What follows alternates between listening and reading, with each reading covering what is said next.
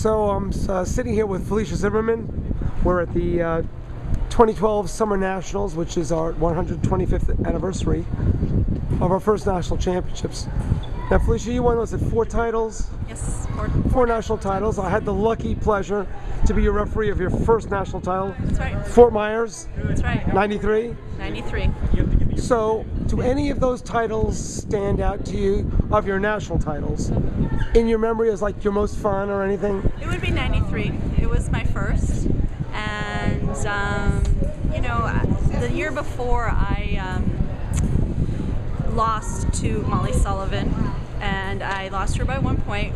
And it actually, was that in the gold medal match? It wasn't. It was for bronze. Okay. And because I lost to her, I didn't make the 92 Olympic team by that 1 point. Wow. So I said to myself, okay, next year I'm coming back and I'm, you know, going to take this tournament by the horns.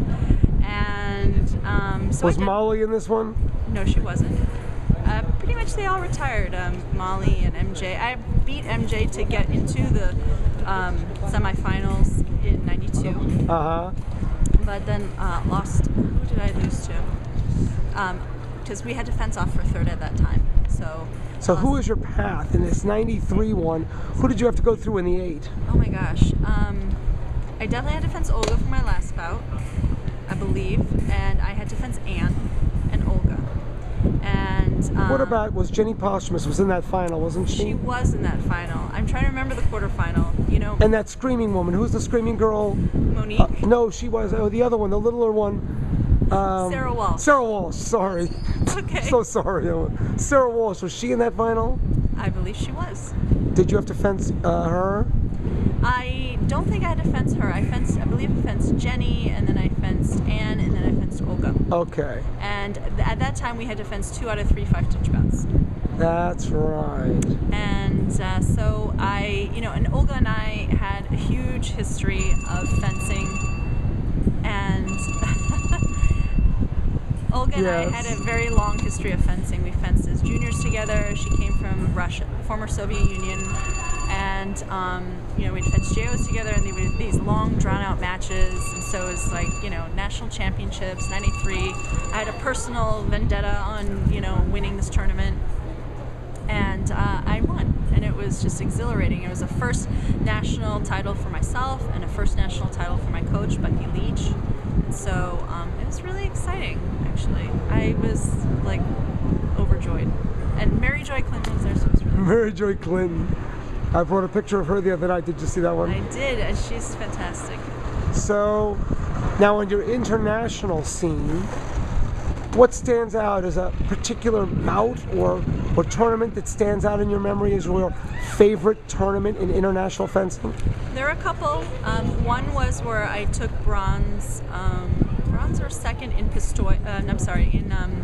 In a tournament in Germany, and it was a Junior World Cup. And at this time, it was already my kind of second to last or last year in the Junior World Cup series. And I was fencing Ida Muhammad, you know, multiple Olympian, I believe, medalist, world champion, and I basically broke all my weapons by that time, that day. None of my weapons worked. I broke them all. Then I had to borrow weapons from a German woman. I broke her weapon in half.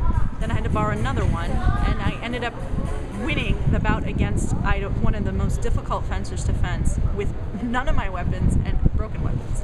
So it was kind of exciting. Do you remember how you approached her? What game were you using that was working the best? Well, with Ida, I mean, she's a very smart fencer, very tactical and timing oriented. So you could play the game with her, and you could play the game well with her. And she was extraordinarily fast. And it just, I mean, she was left-handed, I was left-handed. So, you know, that played well into my wheelhouse of tactics, of, you know, quick movements, using distance, trying to catch the distance, and, you know, and she always made you think one step ahead. So it was just, for me, it was such a challenge just to not just execute, because if you made a mistake, she always hit you. It was just, you know, such a tactical game too, and it was just, she was so beautiful. She was a beautiful fencer, so it just made it so much. Did she have any weakness at all anywhere? Her back shoulder. You know, we flicked a lot back then, my sister and I, right. you know, picking up low and then, you know, flicking up to the shoulder. And her weakness was her back, because she'd lunge and sometimes duck, you know, like lean over. So her weakness was her back shoulder. So, and I was one of a couple fencers that could do, you know, a low parry and either flick to the shoulder or place it up into the shoulder. So, and I guess the other one was in Pistoia, Italy. It was actually the year I lost. It was the year, the second to last year in my junior season, and I was fencing in Vezzali's hometown of Jesi. I'm sorry, not Pistoia. It was in Jesi, Italy, and I was fencing in Valentina Vezzali's hometown. I met her in the gold medal match, and you know, she's beating me. I'm keeping it close for a little while, and then of course, you know, she beats me. Was the referee, in your opinion, playing a fair game? Yes, the referee was being fair, unlike when I was in Germany fencing in Tauber, which was completely unfair. And I'm sorry about Tauber. Yeah, well, you know, it happens. Me too, but you know, it just made me more vigilant about, you know, making my mark. And so Sarah Walsh's father is there. He's the only other American besides me. I'm in, and you know, the whole place is cheering for Italy, cheering for Valentina. It's her hometown. You know, she's, you know, 1-1, 2-1, 3-1, and then she's pulling away 4-1, 5-1, 6-2, and the crowd kind of gets quiet because they see, you know, the app, and they realize I'm the only American in the whole entire building.